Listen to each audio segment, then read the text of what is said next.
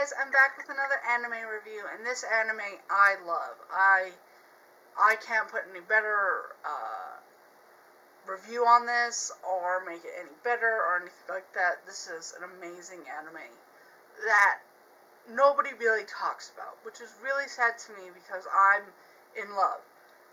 This was like my 5th anime that I got into, and it aired on Adult Swim.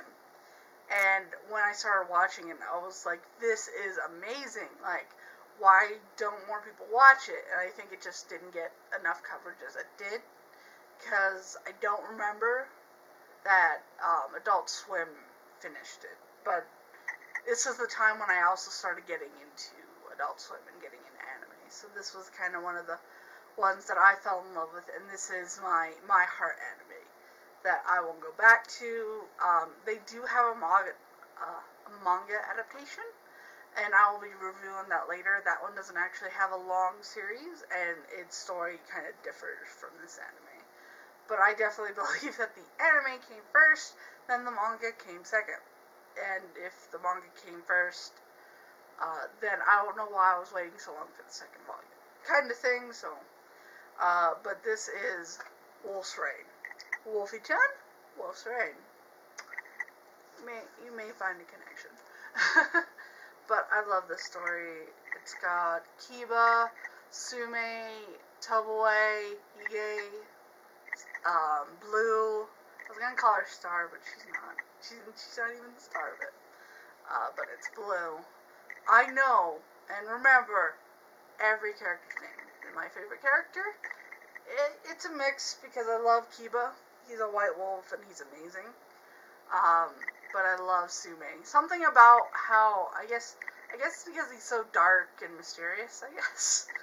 Oh, the girl thing. But it's just that he has such a harder story. Because he did lead something. He was part of something. And then, like, something huge happened and he had to leave, kind of thing. But our main character is Kiba, and Kiba is looking for the lunar flower so that he can have a paradise and stuff like that. So they go into these different kind of keeps that are towns, and these keeps are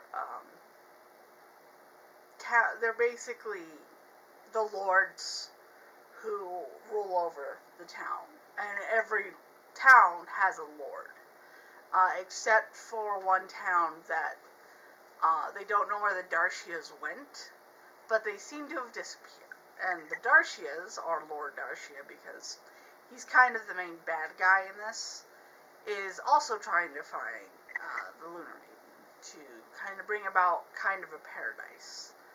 And so the story starts off in this other lord's keep who kind of into weird things, and it progresses onward and onward that they become a pack, that they are starving because, it's their first journey and they didn't pack anything. There's no food in the middle of nowhere. And then they keep happening upon towns and towns that their lords have kind of given up on and that they kind of pull out of. But Kiba does, in the first town, find the Lunar Maiden, and Darshia kind of steals her.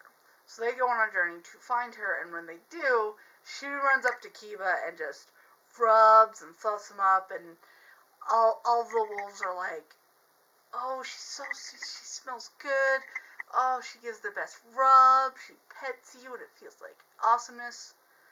And the funny thing is that our characters can change between wolf and man, but only changing your perception of them, because they are wolves. But they change your perception because you can see them as humans, and they're just, trying to live. And some people can just see them as wolves, and they're, But, they can also choose whether or not you see them as the wolf or see them as the human, which I think is amazing. It's awesome. It's cool. I love that. But I definitely do believe it's more of they mess with your perception. They don't actually talk about it in the anime. And it's not like they shift from a werewolf or anything like that. It's just 1 minute you'll see them as a wolf, 1 minute you'll see them as a human. And then they kind of find Cheza, and from the point that they find her, also then again lose her.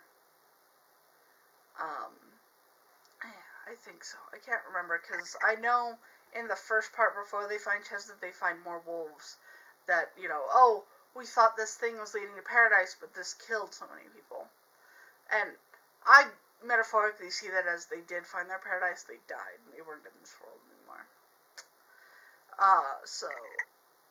But when they find Cheza, they roam with her, they find other lunar maidens, but a lot older, well, one, and she's a lot older, and she is telling Cheza not to leave.